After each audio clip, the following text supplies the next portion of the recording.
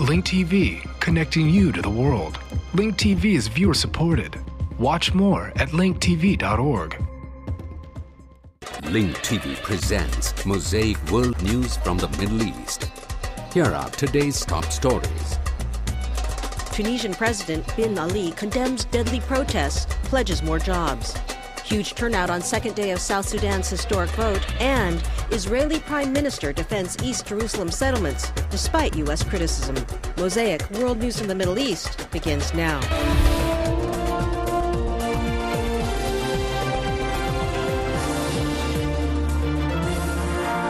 اليوم الثاني من استفتاء تقرير مصير جنوب السودان يشهد إقبالا جماهيريا. Unlike the first day of voting in the referendum on independence for South Sudan, the second day was peaceful and witnessed a heavy turnout.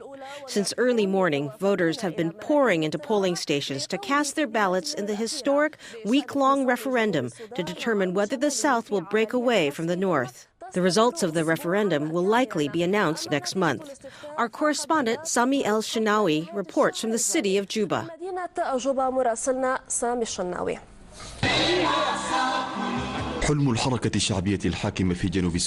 The dream of the ruling People's Liberation Movement in southern Sudan has begun to come to light, as seen in the first day of polling when voter turnout exceeded expectations. Polls closed late last night after an unprecedented number of voters cast their ballots. Today, the turnout was even heavier and more peaceful. Since the early morning hours, Southerners have been converging in large numbers to cast their ballots in a landmark poll. The vote took place amid a calm and peaceful atmosphere. The security situation is stable across Sudan, both in the north and the south. As you see, the process is taking place in a calm and peaceful atmosphere.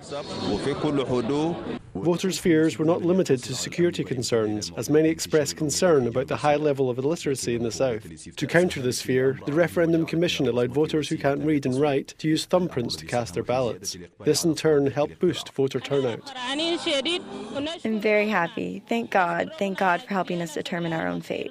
The southern government reassured voters about the security situation, but was undermined on the first day of polling by the ruling National Congress Party, which the People's Liberation Movement claims ordered its forces to attack the disputed area of IBA.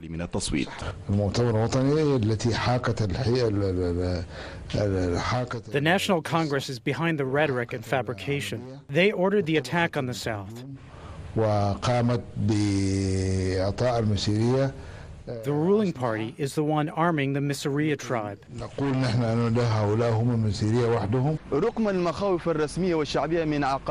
Despite official and public fears over security breaches that may derail referendum efforts in South Sudan, the process was smooth and calm, proving that the people of southern Sudan have indeed stepped up to their responsibilities. Sami Al-Shinawi, Dubai TV, Juba, South Sudan. رحب الرئيس الأمريكي باراك أوباما بمرور اليوم الأول من الاستفتاء في جنوب السودان. U.S. President Barack Obama has praised the first day of the referendum in South Sudan. Obama called on all sides to avoid inflammatory speeches and any provocation, which he says will fuel tension and prevent voters from exercising their rights. He said in a statement that his country is committed to helping both sides address all the sensitive issues after the referendum, regardless of the outcome.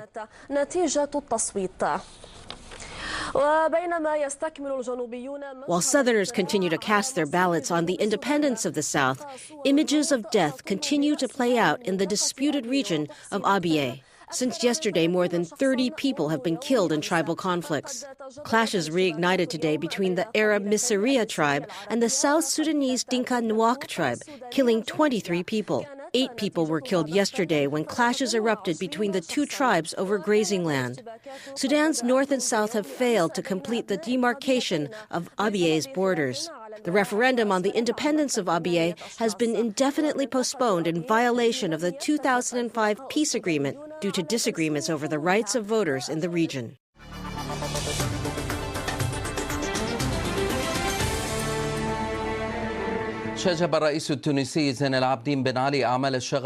Tunisian President Ben Ali denounced the riots witnessed in Tunisian cities recently, saying that they were terrorist acts. In a speech today, Ben Ali vowed to provide 300,000 jobs. Meanwhile, European Union Foreign Policy Chief Catherine Ashton called on Tunisian authorities to release the detained protesters and avoid using force to deal with the demonstrations.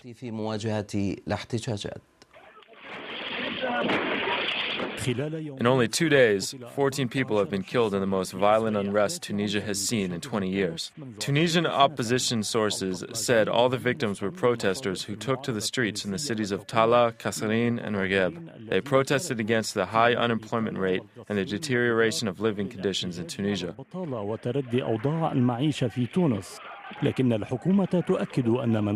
The government asserts that the people killed in the riots were militants throwing Molotov cocktails, sticks, and rocks, and that a number of policemen were wounded in the clashes. Funerals held for the victims in Kasserine and Regheb turned into direct confrontations with the police.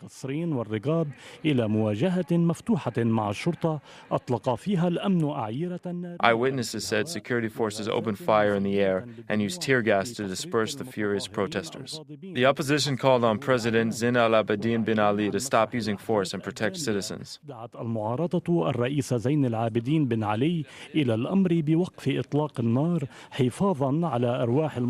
president reiterated that the riots were damaging the country's image and that his government will firmly enforce the law against what he referred to as the extremist minority.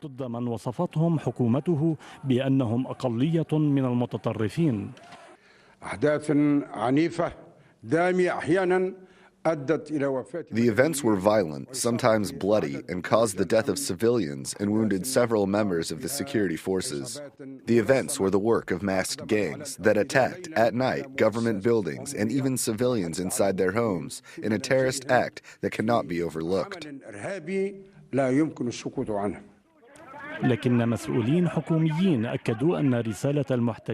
However, government officials said the protesters' message has been received and they will work to meet their demands. As the protest enters its fourth week, the United States and the European Union expressed their concern for what may happen.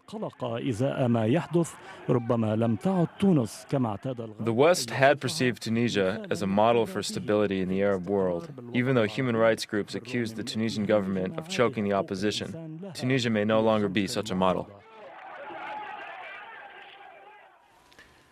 Joining us from Paris is political analyst Adel Al-Latifi. Mr. Adel, how should we construe the Tunisian president's speech today? Did it have a conciliatory tone, or was it another resolute stance? I don't believe that it had a conciliatory tone. On the contrary, I think the Tunisian government has not fully realized that speeches like this lead to what is happening right now in Tunisia. They always say they will work on the issues, but there have been no tangible results. In fact, these social demands cannot be met unless they are addressed in a transparent and free political framework in which various social and civil components can participate in deciding Tunisia's future. The basic problem here is the exclusion and marginalization of youth, politically and culturally.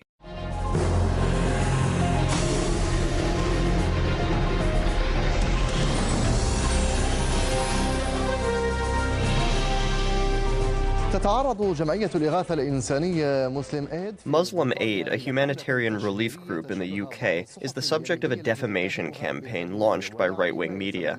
Right-wing newspapers accused the group of sponsoring and supporting what they referred to as terrorism in the occupied Palestinian territories. Even though a government investigation acquitted Muslim Aid of any suspicious link to terrorism, the mudslinging has not stopped. Al-Ayash Jabu has the details. The Islamic relief group Muslim Aid has charity activities in about 70 countries around the world. It has spent a quarter of a century providing relief to people affected by disasters, funding development programs, and fighting poverty. We have a section for development and a section for disasters. When disasters strike, we respond immediately. Even if there is not a disaster, we are always there to provide help to our brothers in any country. By brothers, I mean humanity, not a religion or race. Our slogan is serving humanity. We serve humanity. Some right-wing articles in the Daily Telegraph newspaper accused Muslim Aid of breaching its charitable principles and supporting terrorism in Palestine. They called for an investigation by the Charity Commission that lasted several months. Helping the needy around the world. Helping the needy around the world and providing a positive image of Islam are Muslim Aid's two major goals. These have been distorted in the campaign to slander the Muslim community and direct serious accusations at it. But as a charity organisation, we should be ready to respond. Therefore, it was very appropriate for the Charity Commission to conduct an investigation into the allegations.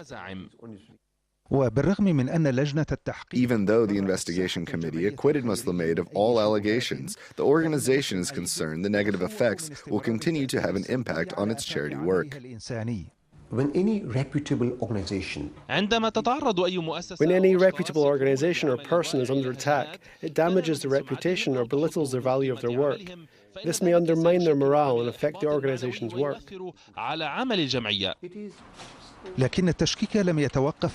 However, the allegations did not stop at Muslim Aid, but were also directed at the Charity Commission, which is part of the government.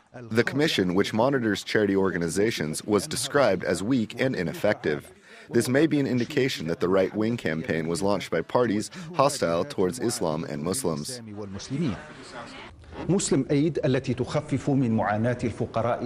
Muslim Aid, which provides relief to the poor and people in need around the world, has been subject to an attack aimed at distorting its reputation and misleading public opinion about its charity work and noble acts.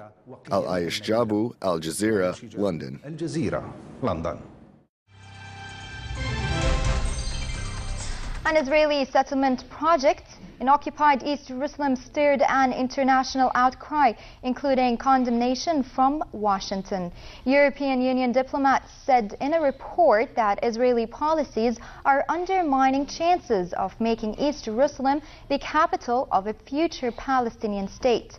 The report recommended more visible EU diplomacy in the Holy City. It also proposes the dispatch of EU observers to the scene of Israeli demolitions of Palestinian homes in East Jerusalem and a possible ban on the entry of violent settlers to EU countries.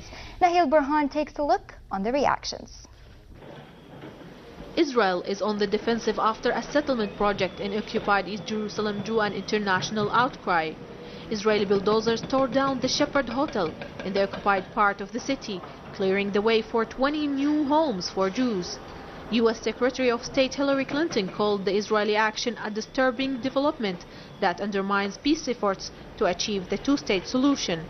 But Israeli Prime Minister Benjamin Netanyahu fired back, saying Jews have a right to live anywhere in Jerusalem. A statement issued by Netanyahu's office made no direct reference to Clinton's criticism, but said there should be no expectation that the State of Israel will impose a ban on what he described Jews purchasing private property in Jerusalem. The Shepherd Hotel, demolished as a part of a project first announced in 2009, was declared absentee property by Israel after it occupied and annexed East Jerusalem in a move not recognized internationally.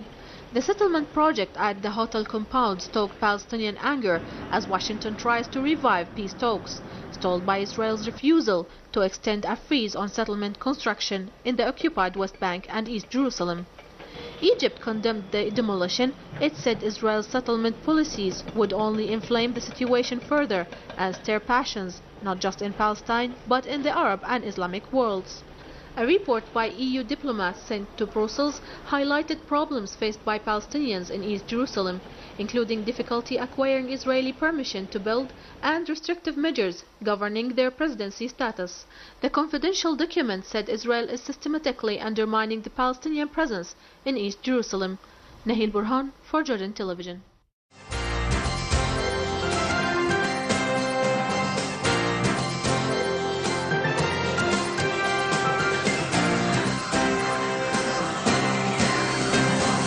Today, the U.S. Department of Homeland Security is reportedly investigating claims that the 22-year-old suspect in the shooting of Arizona Congresswoman Gabrielle Giffords was linked to an anti-Semitic group and that Giffords being Jewish may have been a factor in that attack. IBA's Eli Wagalanter reports. There is mounting evidence that Jared Lee Loughner, the man who was suspected of shooting Arizona Congresswoman Gabrielle Giffords, may have been motivated by anti-Semitism.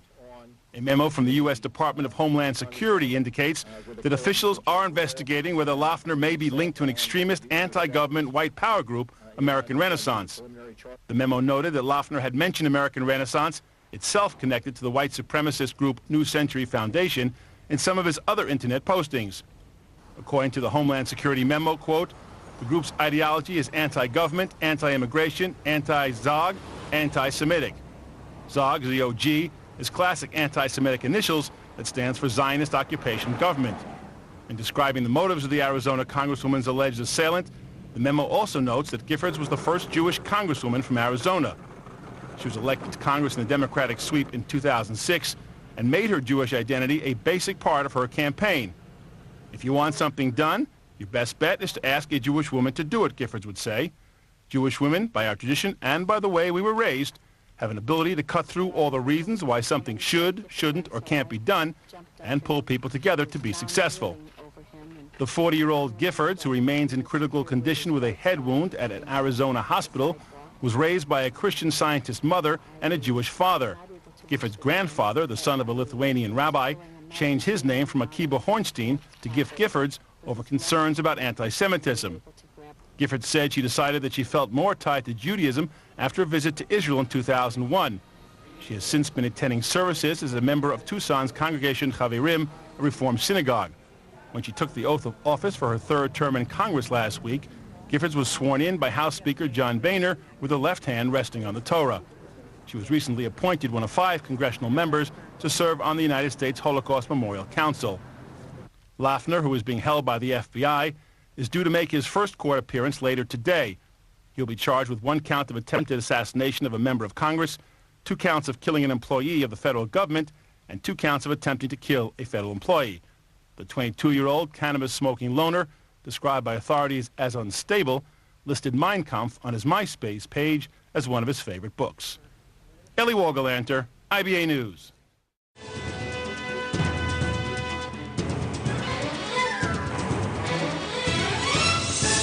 The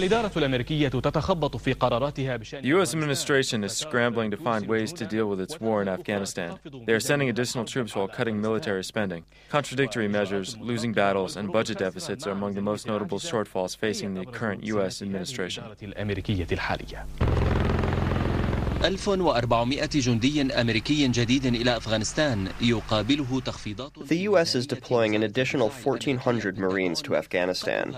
This news comes despite reports that the U.S. Defense Department is planning to reduce military spending by $178 billion over 5 years. These contradictory measures don't support U.S. claims that its war on the Taliban is paying off. Republicans, who took control of the House of Representatives following their landslide victory in the November 2nd legislative elections, are continuing to push for lower spending on the war in Afghanistan. مجلس النواب يضغطون لخفض ميزانية الحرب في أفغانستان وهو ما دفع وزير الدفاع الأمريكي روبرت جيتس. U.S. Secretary of Defense Robert Gates said the money will be spent on programs to help lower the budget deficit. Gates further said the Defense Department will do its share by shrinking the size of its active duty force, as well as by reducing the nearly $13 billion Marines budget. Cuts will likely affect Marines programs, including the Marine Corps Expeditionary Fighting Vehicle. As the cuts were announced, Gates deployed 1,400 Marines to help support military operations against armed Taliban fighters. They are part of the 3,000-strong surge already there. بإرسال 1400 جندي إضافي من مشاة البحرية في إطار دعم العمليات العسكرية ضد مسلحي طالبان. Nearly 100,000 U.S. troops are deployed in Afghanistan. The surge doesn't seem to support the U.S. plan to gradually withdraw beginning in July. للجنود الأمريكيين الموجودين في أفغانستان والذين يقدر عددهم ب100,000 جندي وهو ما يشكل مفاجأة بالنظر. Meanwhile, the number of U.S. fatalities continues to grow. More than 9 U.S. troops have been killed since the beginning of the year. More than 3,200 NATO troops, 2/3 of them American, have been killed since the beginning of the war in Afghanistan. في حين سجل سقوط أكثر من 3,200 جندي منذ غزو أفغانستان ثلثاهم من الأمريكيين. Contradictory measures, losing wars, budget deficits, and absence of a clear vision. These are the most distinguished features of the current U.S. administration, which has made Afghanistan a top priority.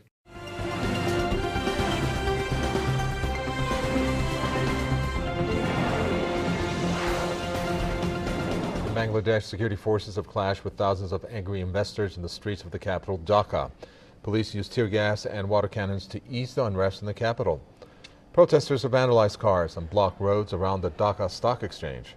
The outrage comes as stock markets tumbled 9.2% in the space of just 1 hour. Investors chanted complaints about insider trading. Many Bangladeshis had made investments in stocks to take advantage of an 80% rise in the Dhaka Stock Exchange General Index in 2010. Now, food prices in India have increased drastically over the weekend, leading to public and business concerns. Our correspondent Munawar Zaman has filed this report. India's food prices witnessed a significant increase, leaving shopkeepers and customers concerned in the Indian capital. According to ASSOCHAM, food inflation climbed to 18.32% compared from 14.44% the week before. Unseasonal rains and the ensuing damage it has caused to vegetable crops, such as onions, have been blamed for the surge in food prices. Economists are increasingly becoming worried about the ramifications if the country falls into a prolonged period of high prices. The problem is not the lack of supply, but the problem is the profiteering middleman who are creating the problem or causing this inflation. It is not the gap between demand and supply.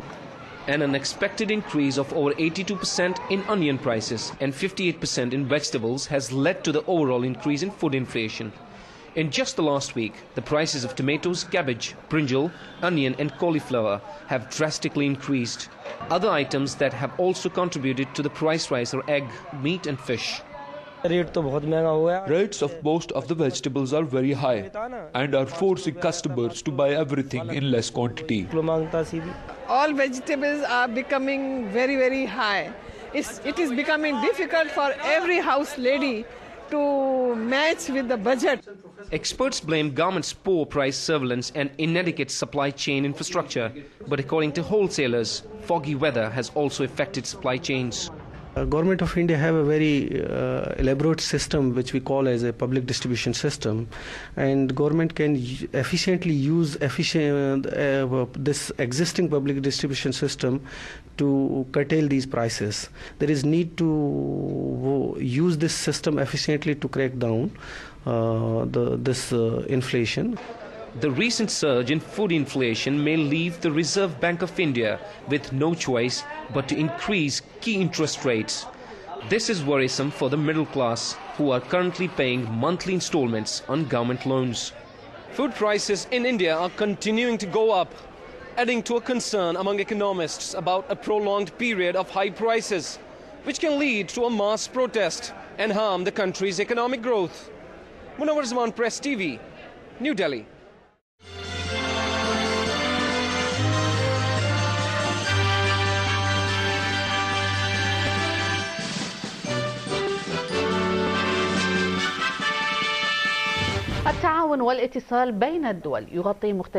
Countries will work together and communicate when it involves the humanities, economy, and arts.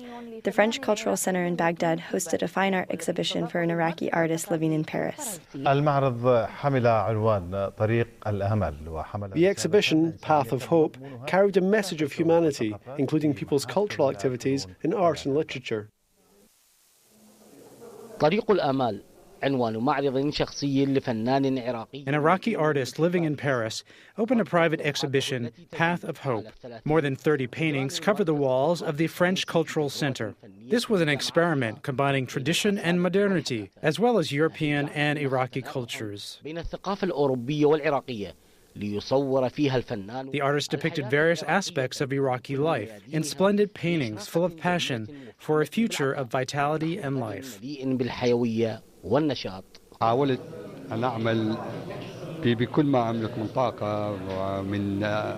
I worked wholeheartedly to make this exhibition happen. I worked many days and nights to provide all I have to offer artistically and technically. This is a gift to Iraqi people who have a passion for culture and arts.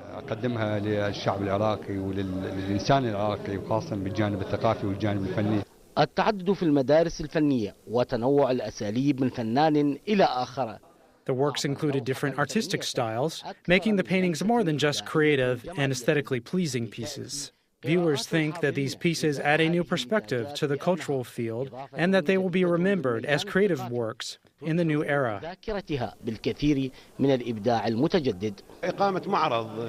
This kind of exhibition with such high attendance clearly shows that the country is well and Baghdad has regained its strength, peace, and love. Iraq has returned to a place where it can have an impact not only inside Iraq, but also on other cultures, such as French culture.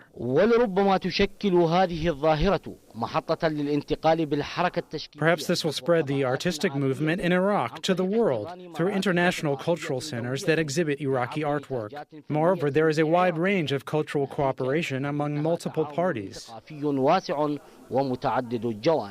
التبادل الثقافي ما بين فرنسا والعراق تبادل جيد جدا ولكن The cultural exchange between France and Iraq is very good, but we need to improve our cultural relationship by improving communication between Iraqi and French artists. من خلال تحسين المرور ما بين فرنسا والعراق من We hope to have exhibitions in Baghdad for French artists as well. أن نرتب حالسنا في بغداد معارض مع فنانين فرنسيين كمان. أكثر من صورة ومشهد ثقافي تحتضنه. Baghdad and other provinces are embracing many cultural activities, opening a window to a bright future for creative minds. Ati Al-Azi, Al-Iraqiya, Baghdad. The views expressed on Mosaic are from contributing broadcasters, not Link TV or its sponsors. The production of Mosaic is made possible by grants from the John D. and Catherine T. MacArthur Foundation, the Firedoll Foundation, and by support of viewers like you.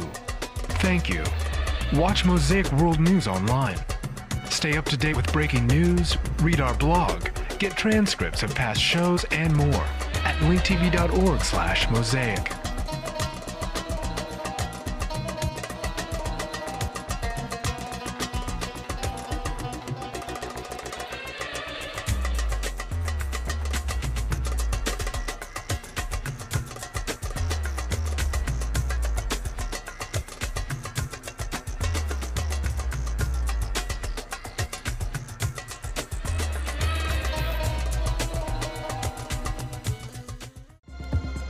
This program is brought to you by Link TV for educational and non-commercial use only. Link TV is the only U.S. network dedicated to global and national news, uncompromising documentaries, and diverse cultural programs which connect you to the world.